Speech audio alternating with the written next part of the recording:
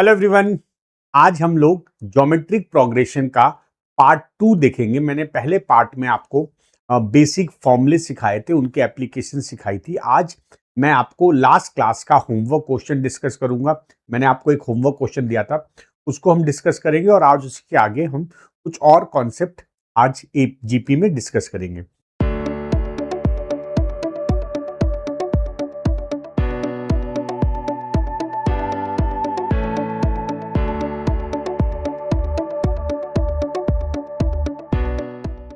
The ratio of the sum of all terms of the geometric progression except the first four term to the sum of all the term of the geometric progression except the last four terms is 16. Find the total number of terms in the geometric progression series. जो हमारे पास ये question है, इसमें हमको first हमें n terms निकालनी है, right? So how to attempt this type of question. यहां पर हमने मान लेना है कि हमारी सीरीज है ए r square and so on. Let's say number of terms will be n minus 1. हमने मान लिया इसमें number of terms n terms हैं, तो हमारी जो सीरीज हो जाएगी वो हो जाएगी a, first term a common ratio r, तो series will be a r square up to so on a r to the power n minus 1।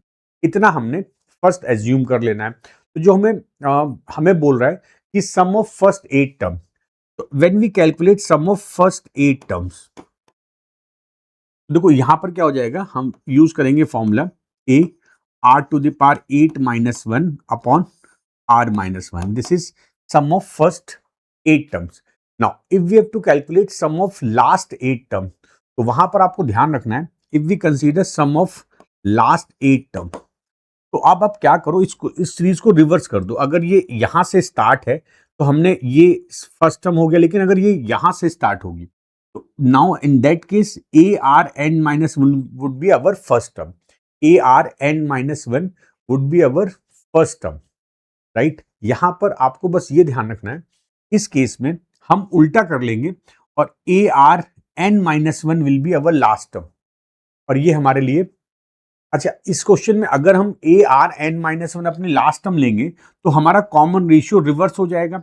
मतलब आप इसको ऐसे समझो, अगर मेरी सीरीज है 1 2 4 8 16 32 64 एंड इट इज 128 256, अगर मैं इधर से सीरीज गिनता हूं, if we consider series from this side, तो यहां से हमारा कॉमन रेशियो हो जाएगा आर हो जाएगा 2। But if we consider series from this side, first term तो ये हो गया, बट इस बार हमारे पास जो कॉमन रेशियो हो जाएगा वो 1/r हो जाएगा if we go this way. और अगर मैं ऐसे करते करते यहां से हम बैक साइड से 8th टर्म निकाल लें तो हमारा क्वेश्चन कितना आसान हो जाएगा। अगर हम बैक साइड से अपनी लास्ट टर्म निकाल लें तो कितना आसान हो जाएगा क्वेश्चन हमारे लिए, है ना? अब यहां पर आपको एक बात ध्यान रखनी है। देखो, अगर मैं अपनी लास्ट टर्म देखता हूं इस सीरीज की, this is ARn minus 1, second last term ARn minus 2, third last term ARn minus 3, उसी तरह से एट्थ लास्ट टर्म क्या होगी, n minus 8 होगी। This will B eighth term from and. हमको फ्रॉम एंड से हमें लास्ट 8 टर्म मिल गई। अब अगर मैं इसको फर्स्ट टर्म एज्यूम करूंगा तो this will be a simple series. देखो, मैंने बोला अगर मैं इसको फर्स्ट टर्म मानूंगा तो मेरा कॉमन रेशियो उल्टा हो जाएगा, मतलब ये हो जाएगा 1/2। लेकिन अगर मैं यहां से, मुझे 8 टर्म चाहिए, अगर मैं ये फर्स्ट टर्म लूंगा तो कॉमन रेशियो 1/r होगा, लेकिन अगर मैं ये फर्स्ट टर्म ले लूंगा तो मेरा कॉमन रेशियो r ही हो जाएगा। तो यहां पर अगर मैं सम ऑफ लास्ट 8 टर्म निकालना चाहूं, it will B first term ARn minus 8 and r to the power 8 minus 1 upon r minus 1। इससे पता है क्या हुआ, इससे ये हो गया कि मेरे पास ये वाला पार्ट इक्वल हो गया। जब मैं इनका रेशियो निकालूंगा तो ये कट जाएगा। अब इस बात को बहुत ढंग से समझना आप लोगों को। अगर मैं सम ऑफ लास्ट 8 टर्म बोल रहा हूं तो या तो सीरीज ऐसे लिखो, देखो आप ऐसे कर सकते हो, AN minus 8 AN minus 7 ARn minus 7, आप ऐसे भी तो कर सकते हो, आप इसको कर सकते हो। ये हो गया ARn minus 7 ARn minus 6 ARn n-5 and AR n-4। और देखो फिर हो गई ना 1 2 3 4 5 6 7 8, 8 टर्म हो गई। तो यहां पर इस तरह से लिखना ज्यादा आसान रहेगा इस क्वेश्चन को। तो हमारे पास हो गया first term for last 8 terms will be AR n-8। इनका रेशियो बोला हुआ है, the ratio of sum of last 8 terms of a geometric progression to the sum of first 8 terms is 8। इन दोनों का रेशियो निकालो। It says that sum of last 8 upon sum of first 8 is equal, यहां पर value put करो, it is AR n-8 R to the power 8 minus 1 upon R minus 1 divided, whole divided by this value AR 8 minus 1 upon R minus 1। अब आपको पता लगेगा कि मैंने ऐसा क्यों किया था। इससे क्या होगा, देखो R to the power 8 minus 1 cut गया, R minus 1 कैंसिल हो गया, A कैंसिल हो गया, and this value is 8। What we'll get from this statement, we get R to the power n-8 is 8। मेरे पास एक कंडीशन आ गई। नाउ यहां पर हमारे पास दोनों वेरिएबल है, R भी है n भी है, so we need one more equation to get value of R and n। हम एक कंडीशन और देखेंगे। अब हमसे एक बात और बोल रहा है, देखो हमें बोल रहा है the ratio of the sum of all terms of geometric progression except the first 4 terms. अगर मैं फर्स्ट 4 टर्म छोड़ दूंगा तो मेरे पास क्या हो जाएगा, मेरे पास 4 टर्म छोड़ो तो फिफ्थ टर्म क्या होगी, इस सीरीज की फिफ्थ टर्म देखो AR square, AR cube, AR4। आपको क्या समझ में है, 1 2 3 4, आपने 4 टर्म छोड़ दी तो हमारे पे नेक्स्ट टर्म आ गई AR4। तो sum of terms accept first 4 terms, ये क्या हो जाएगा, इट विल बी, इसकी फर्स्ट टर्म हो जाएगी AR4 और यहां पर कॉमन रेशियो R ही रहेगा, बट नंबर ऑफ टर्म्स कितनी होंगी, हमारे पास टोटल टर्म है n, मैंने 4 टर्म्स छोड़ दिए तो ये बचेगा n-4 -1 डिवाइडेड बाई R -1। ये तो मेरा पहला कंडीशन हो गई। बोल रहा है कि and to the sum of all the term of geometric progression except the last 4।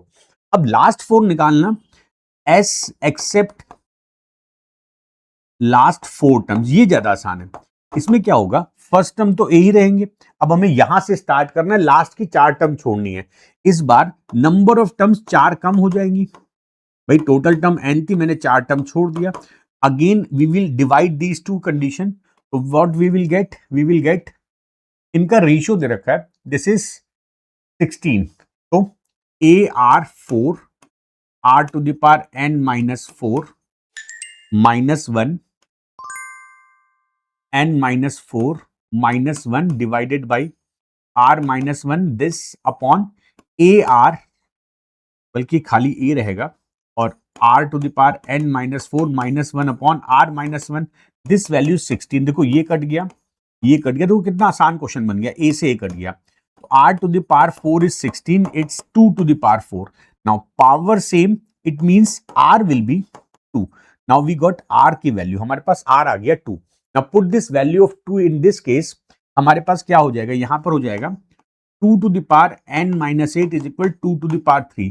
So we can say n-8 3, so n will be 11, our answer will be 11, this is our answer, 11 will be the correct answer, B is the answer। अब आप इसमें R आ गया आपके पास, n आ गया, we have to calculate value of n। तो बढ़िया question था, this is our homework question. आपको जब भी मैं कोई होमवर्क देता हूं उसको आप जरूर से जरूर सॉल्व किया करो। अच्छा, आज का हमारा जो कॉन्सेप्ट है वो है, आज जो हम सीखेंगे, देखो मैंने आपको बेसिक्स फॉर्मूले करा दिए, अब हम कुछ और एप्लीकेशन सीखेंगे जो आपके एग्जाम के लिए इंपॉर्टेंट है, that is selection of terms. If we have to select some terms in GP, geometric progression में अगर मुझे कुछ टर्म सिलेक्शन करनी होती है तो उसका एक बहुत बेसिक सा रूल होता है। देखो पहला तरीका, number 1, if we have to select 3 terms in GP, अगर मुझे 3 टर्म्स जीपी में सेलेक्ट करनी है तो कैसे करेंगे, यहां पर एक बात ध्यान रखिएगा, इस तरह के क्वेश्चन में 3 टर्म सिलेक्शन का रूल होता है A/R A/AR। देखो ये ऐसे सेलेक्ट किया करो, क्यों ऐसा करते हैं, क्योंकि अगर आपको जीपी में टर्म्स 3 टर्म्स का प्रोडक्ट दे रखा है, तो जब मैं इसको प्रोडक्ट करूंगा ना A/R into A into AR, तो RR कट जाएगा, मेरे पास खाली ये बचेगा। तो ऐसे क्वेश्चन में जहां पर हमें 3 टर्म सेलेक्ट करनी हो और प्रोडक्ट दे रखा हो तो उससे हमारा डायरेक्टली ए आ जाता है। तो this is the rule to select 3 terms in GP. अगर मुझे 4 टर्म सेलेक्ट करनी है, सेकंड केस देख लो, 4 टर्म्स इन जीपी। अगर मुझे 4 टर्म सेलेक्ट करनी है जीपी में तो कैसे करेंगे?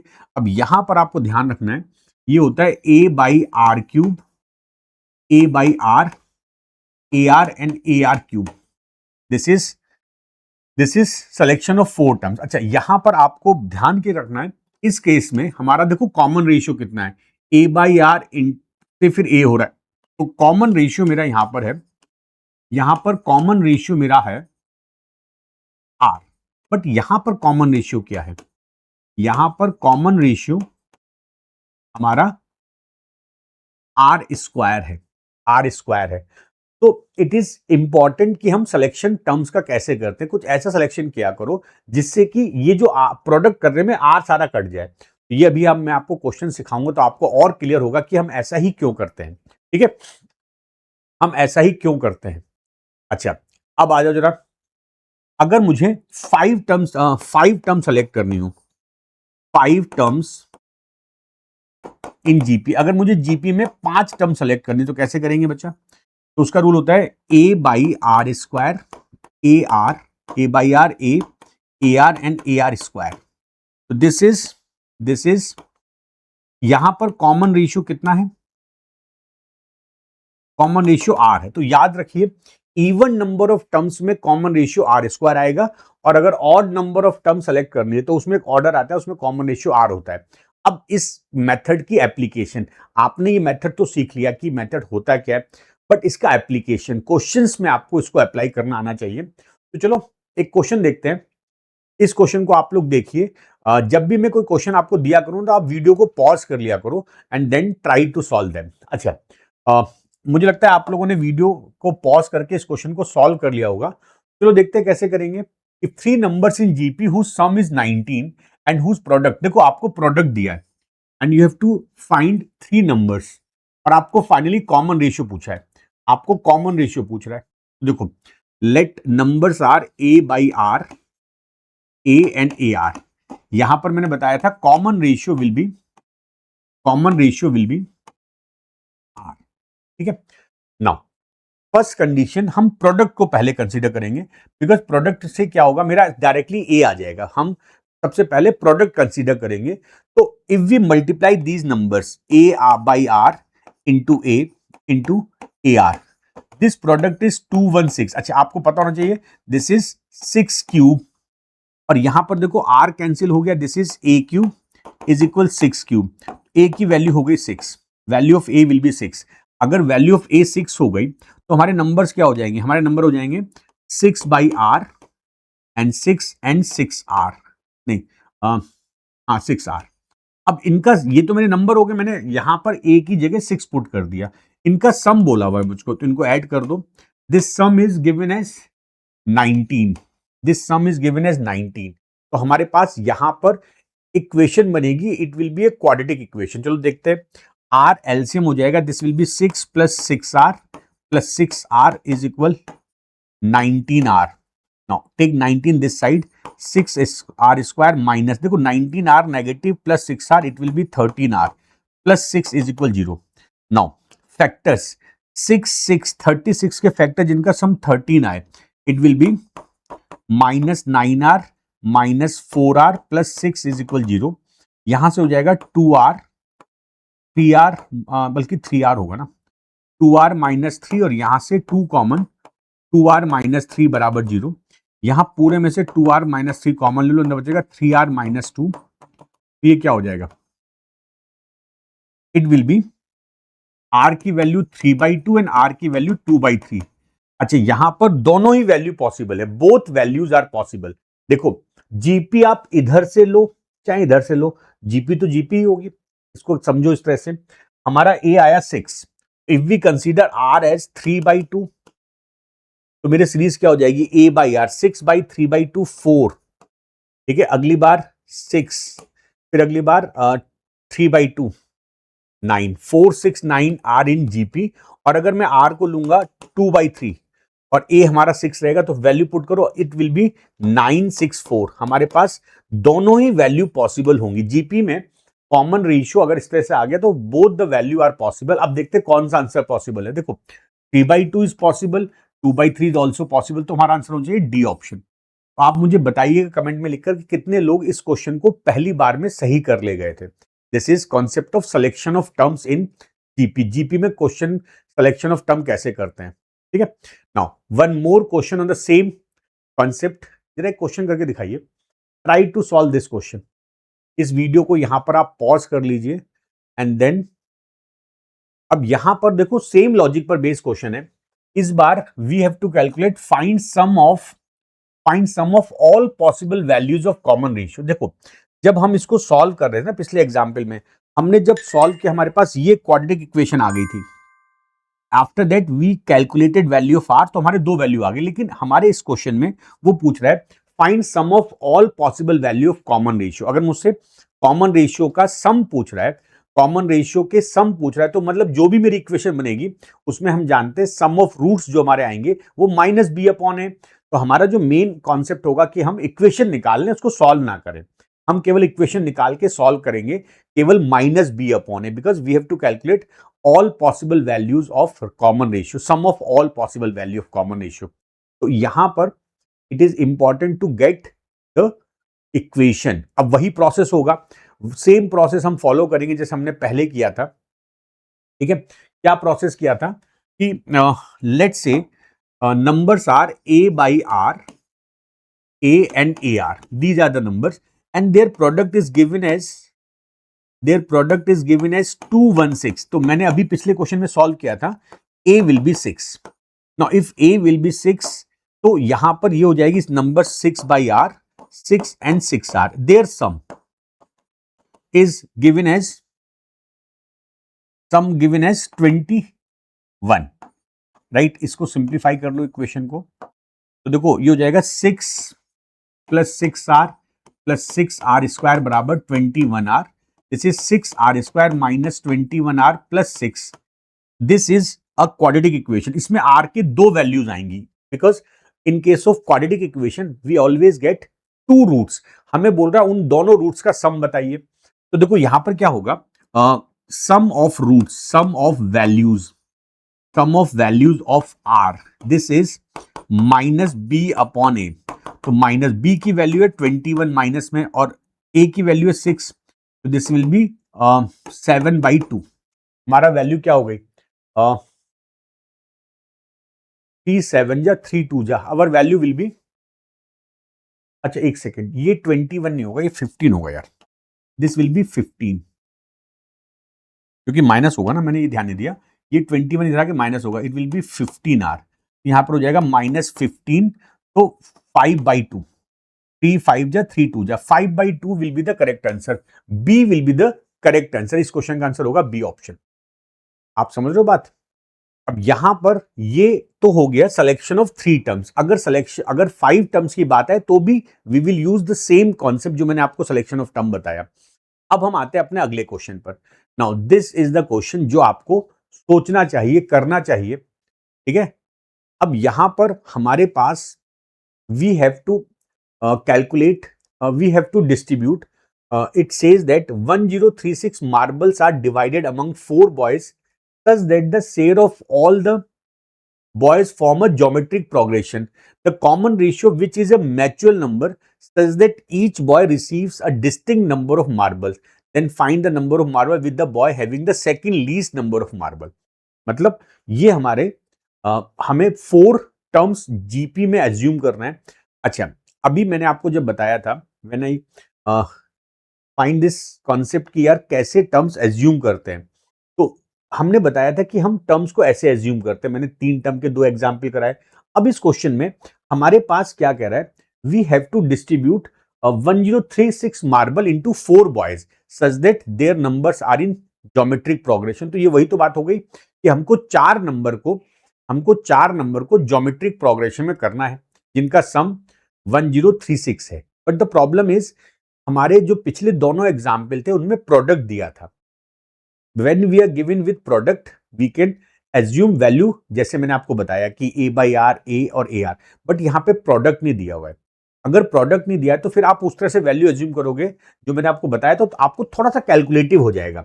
ठीक है, अगर आप ऐसे वैल्यू एज्यूम करोगे, अगर प्रोडक्ट दिया तो आप ये कर सकते हो, क्योंकि जब मैं इनको मल्टीप्लाई करूंगा आर क्यूब कटेगा, आर कट जाएगा, सीधे हमारा ए आ जाएगा। लेकिन यहाँ पे प्रोडक्ट नहीं दिया, तो फिर अगर प्रोडक्ट ना देना तो आप डायरेक्टली वैल्यू जैसे हम लेते मान लेते हैं, जैसे हम लोग करते हैं, let the terms are a r square and a r cube.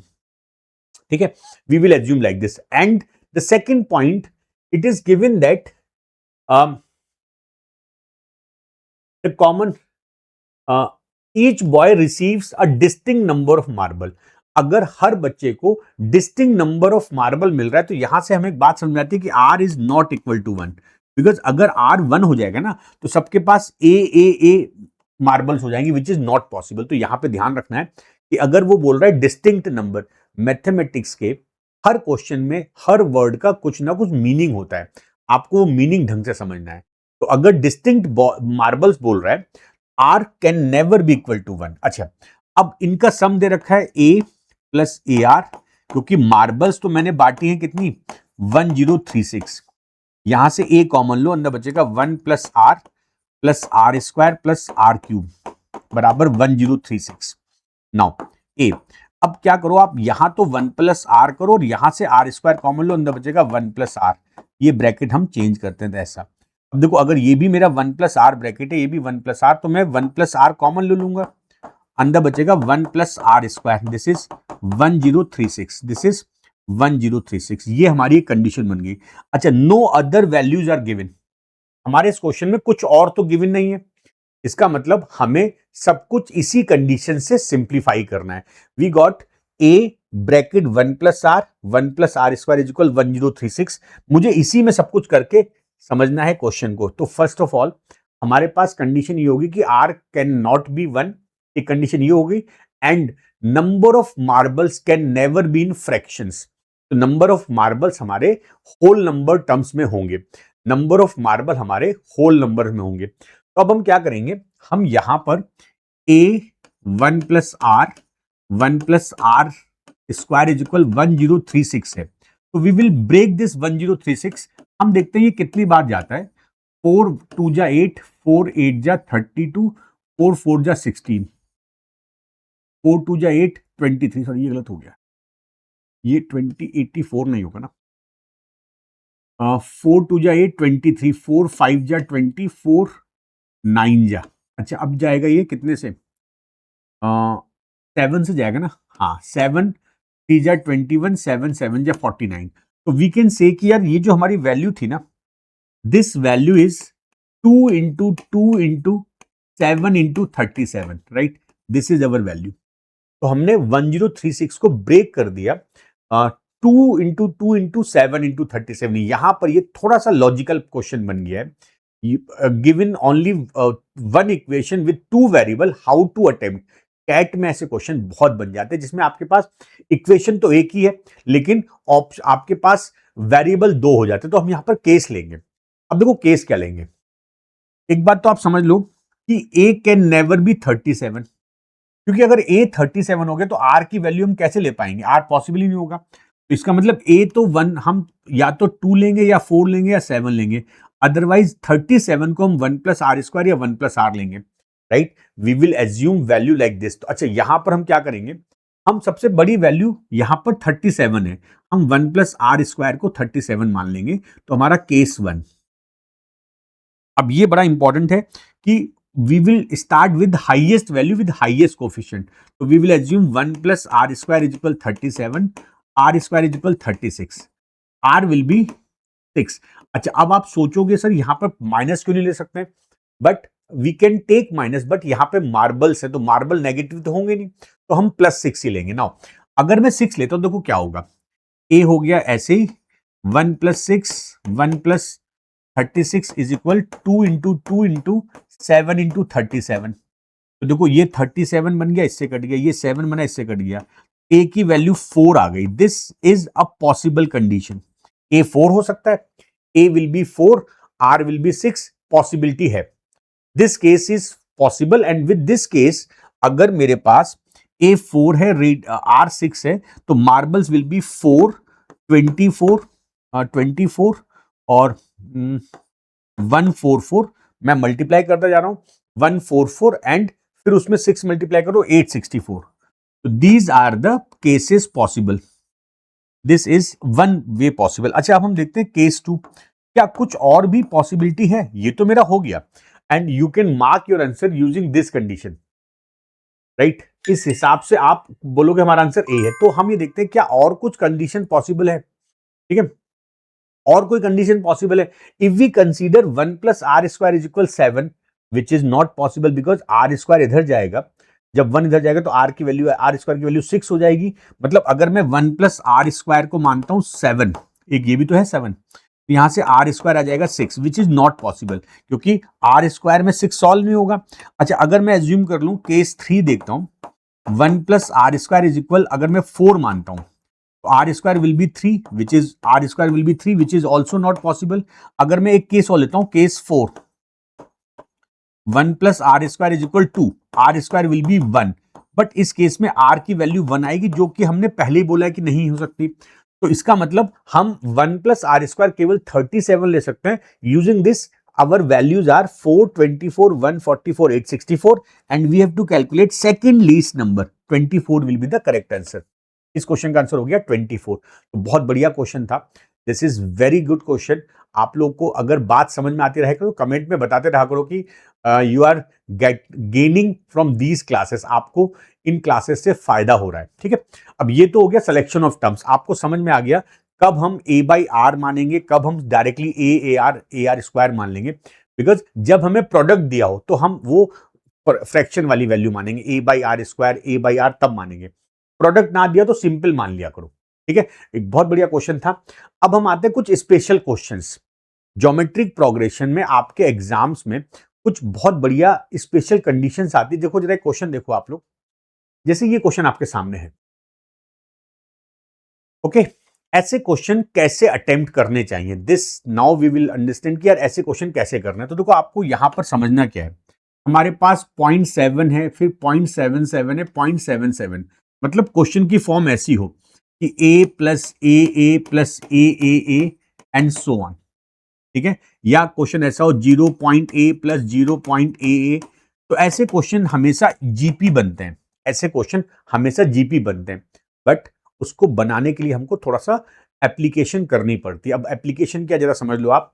तो मेरे पास क्वेश्चन है 0.7 plus 0.77 plus 0.777 and so on up to n terms तक, अप टू एन टर्म्स तक।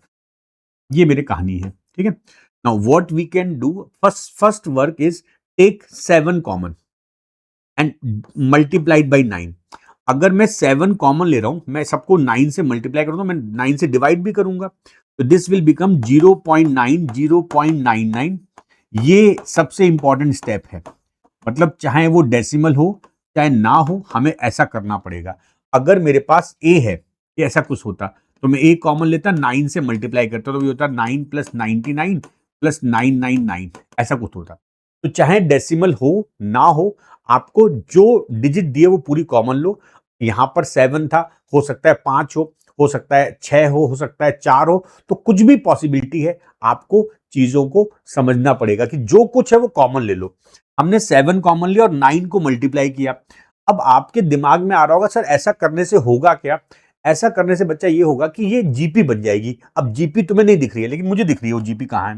वो जीपी यहां है, देखो 7/9, ये जो टर्म है ना 9.9, ये हो गया 1.0.1, ये हो गया 1 माइनस 0.01, ये 0.9 हो गया 1 माइनस 0.1, ये हो गया 1 minus 0.01 plus 1 minus 0.001 and so on up to n terms. अब मैं एन टर्म छोड़ दे रहा हूं, मेरा लॉजिक समझ में आ गया आप लोगों को। नाउ 7/9, ध्यान देना, we have first bracket starting with 1, second term is 0.1, second bracket 1 से स्टार्ट है, 0.01 है, फिर 1 से फिर 0.01। तो मैं कह सकता हूं कि अगर मैं यहां पर देखूं हर ब्रैकेट में पहली टर्म 1 है, सेकंड टर्म में डेसिमल में कुछ, और ऐसे करते करते मेरे पास n टर्म्स हैं।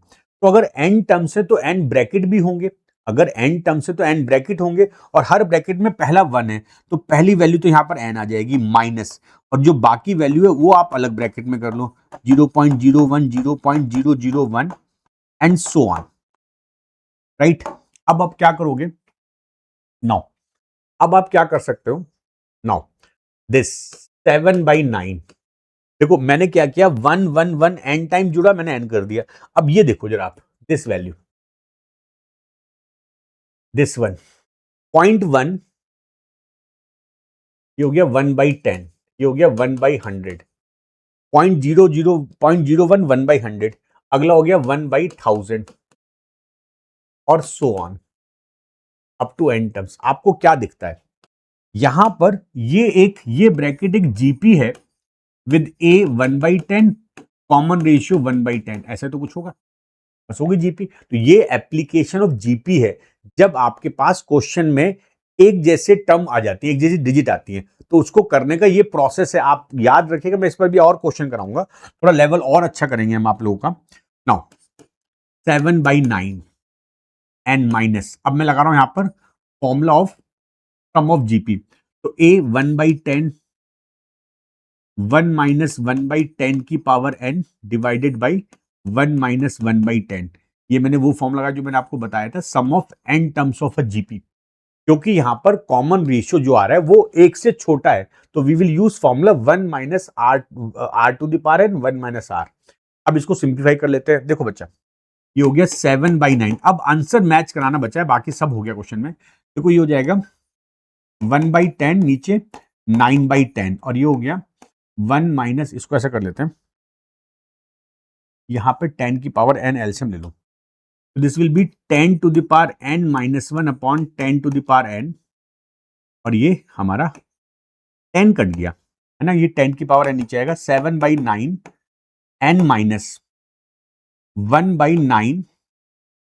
अच्छा आंसर इसको ऐसे, इसको एल से मत लो, हमारा आंसर इसी फॉर्म में दिया, 1/, के फॉर्म में दिया, ठीक है, एल से मत लो, यहां पर आप ऐसे छोड़ दो, 1 minus 1 upon 10 to the power n, ठीक है। अब ये हो गया 1/9 और यहां हो गया 1 minus 1 upon 10 to the power n, और ये ब्रैकेट क्लोज।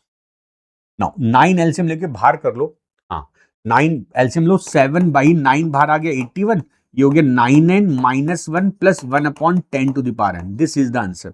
अब मैच करते हैं, देखो 7/81 तो 2 में है, ये 2 ऑप्शन कट गए, इनमें नहीं है, these two are not possible. यहां देखो 9n, ये भी सही है, प्लस ये भी सही है, -1, this b is the correct answer, b is the correct answer. एक बार आपको कॉन्सेप्ट समझ में आ जाए तो फिर आप आंसर मैच करने में ध्यान दीजिएगा, बिकॉज हमारे क्वेश्चन में 7/81 था, और ऑप्शन, 2 ऑप्शन शुरुआत में 7/81 नहीं, तो हम वो ऑप्शन काट देंगे जिसमें 7/81 नहीं है, तो ये ऑप्शन दोनों कट गए। यहां पर देखो 9n और 1 upon 10 to the power n positive है, तो वो पॉजिटिव है, इसका मतलब बी इज द आंसर। मजा आया? अब इस पर बेस एक क्वेश्चन और कर लेते हैं, इसी कॉन्सेप्ट पर बेस एक क्वेश्चन और कर लेते हैं, ठीक है, वन मोर क्वेश्चन। नाउ एक बहुत बढ़िया क्वेश्चन, सेम लॉजिक है। अभी आपको करना क्या चाहिए, वीडियो को पॉज करिए, ठीक है, वीडियो को पॉज करो और इसको खुद से सॉल्व करो, और जब आपसे हो जाए, आपका आंसर सही आ जाए, तो कमेंट में लिखिएगा कि you are able to solve without my explanation. लिखना ये बात, आपको समझ में आ रही है बात, तो आप लिखना कमेंट में कि सर बिना आपके बताए we are able to solve this question. बहुत ही आसान क्वेश्चन है। देखो मेरे पास क्या दे रहा है, इट इज 8 प्लस 88 प्लस 888 और अप टू n टर्म्स तक, प्लस n टर्म्स तक।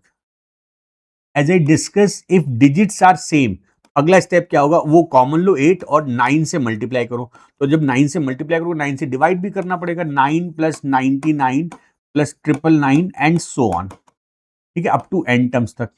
Now it will B 8/9। अब देखो ये हो गया, ये हो गया 10 minus 1, 100 minus 1, 1000 minus 1 and so on, ठीक है, यही तो होगा।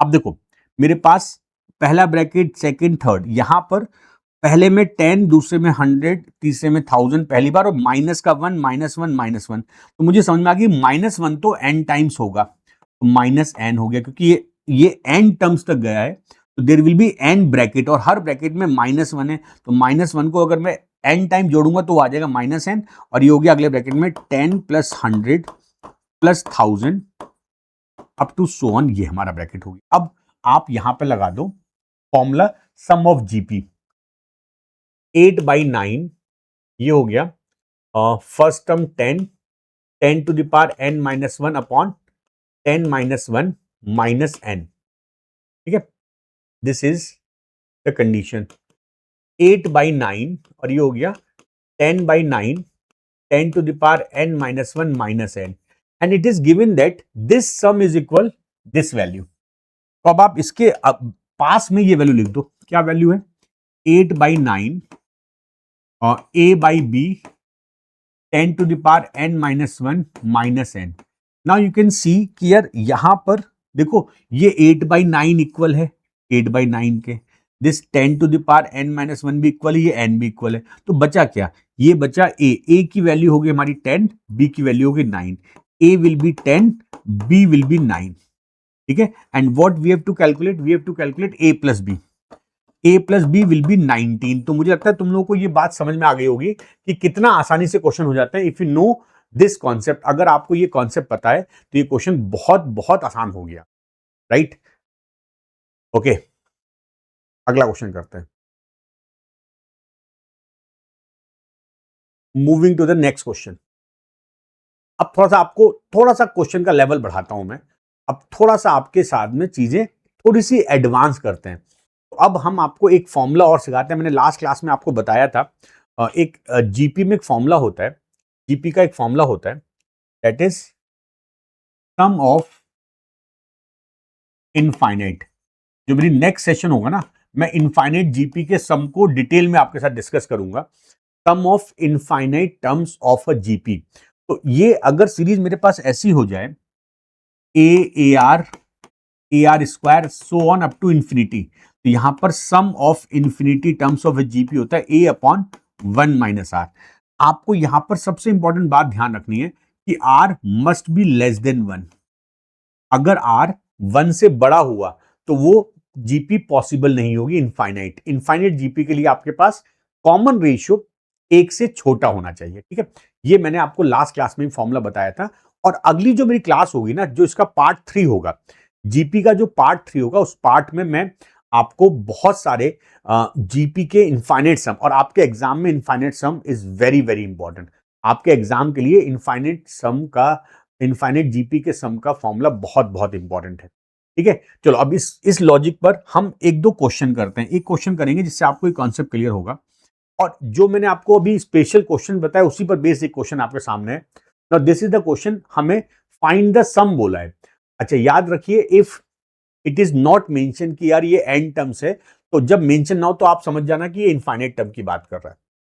जीपी में इनफाइनाइट टर्म बहुत इंपॉर्टेंट होता है आप लोगों के लिए, जीपी में infinite term is very important. तो देखो बच्चा, यहां पर क्या होगा, हमारे पास दिया 1 + 0.9 अपॉन 11। आप लोग एक काम करिएगा, वीडियो को पॉज कर लीजिएगा and then try to solve this, ठीक है, try to solve this, right. Now हम क्या करेंगे, हमें अभी तो कुछ समझ, हमें इसे समझ में आ रहा है कि नीचे हमारे पास जीपी है, नीचे हमारे पास जीपी चल रही है, नीचे वाला जो हमारे पास सीरीज है वो जीपी चल रही है। तो अब हम क्या करेंगे, वी